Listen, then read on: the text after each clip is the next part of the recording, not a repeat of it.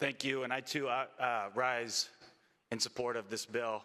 And I want to make sure that I'm reaching out and specifically speaking to those that have been affected and to the first responders. Thank you, and we stand proud with you. This is something that is happening far too often. And I know that this is just a beginning step, but time is also of the essence. And I know this personally as well. In 2004, I was evacuated from the French fire. In 2018, that same property was lost to the Carr fire. In 2019, my uncle lost his property to the Kincaid fire. Later that year, he died from a heart attack. In 2020, I worked on the Creek fire, one of California's, and at the time, California's largest single fire that burned almost 400,000 acres. In 2021, another fire, the Dixie Fire, took that same title. The August Fire, the Lightning Fire, and the Complex Fire that burned over 1 million acres. Time and time again, this is reoccurring. And we do understand. Those same fires happened in Heather Adwood's district, in James Gallagher's, in mine, and time truly is of the essence. I remember speaking on a panel back in November with a lot of my colleagues, just getting started, and I made a statement that said the largest fires in American history are going to be in our backyard. That is coming.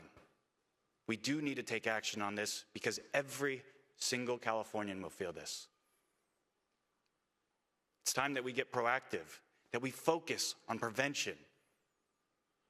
If the data tells us, and UC Berkeley tells us, that the #1 contributor to carbon emissions in the air is dead, decaying, and burning forests, then it is our job as the left hand and the right hand of the same body to work together to mitigate so we can protect Californians while also meeting our goals, to work together, united.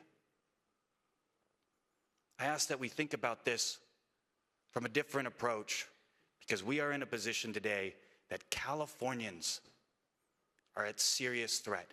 I think about my residents right now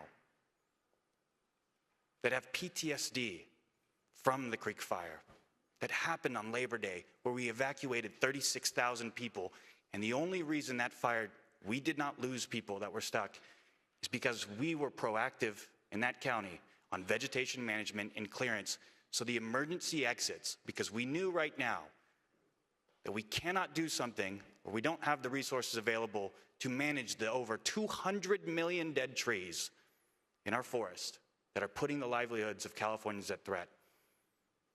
That while we stand in response right now, addressing the symptom, we've got to go after the disease of mismanagement and dereliction.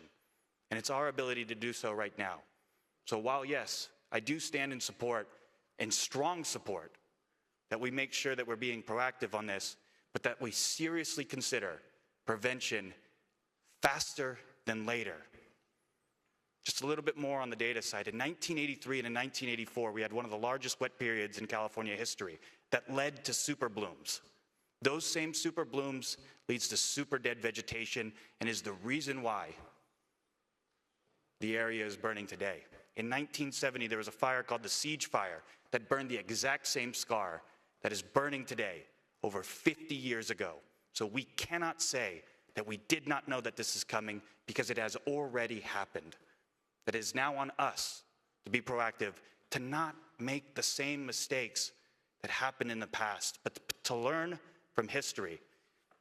So I ask that you all join me on this today in support for the families that need the recovery, but we also think of the families that have happened in the past, and we protect those of the future. I humbly ask for your aye vote.